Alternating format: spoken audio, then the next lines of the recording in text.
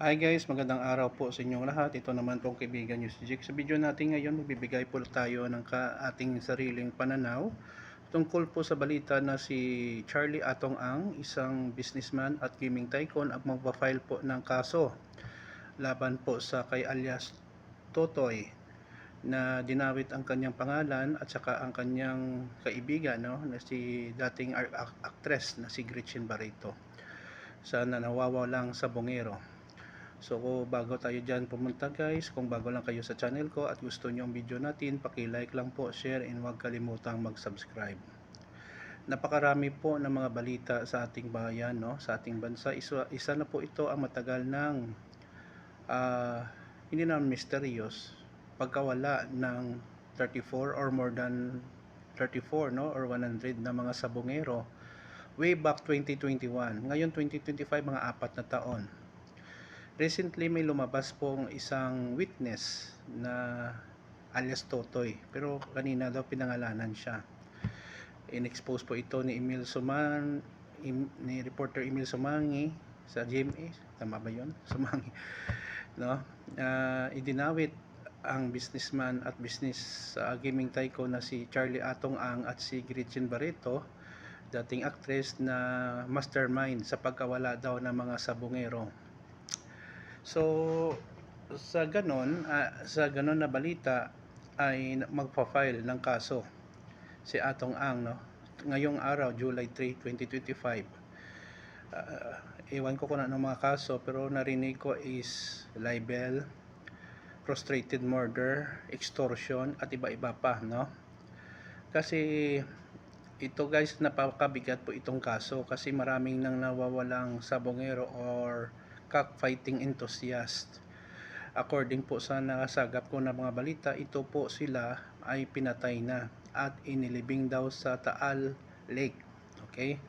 Pero hanggang ngayon, kahit isang buto or bangkay ay wala pang na-recover. That's why ang mga pamilya ay humihingi po ng tulong sa mga otoridad, especially sa mga pulis, NBI o ano pa mga sangay ng law enforcement dito sa Pilipinas, para i-check, or Coast Guard, no, kung totoo talaga nandoon nga ang mga bangkay ng mga missing sabongero, no.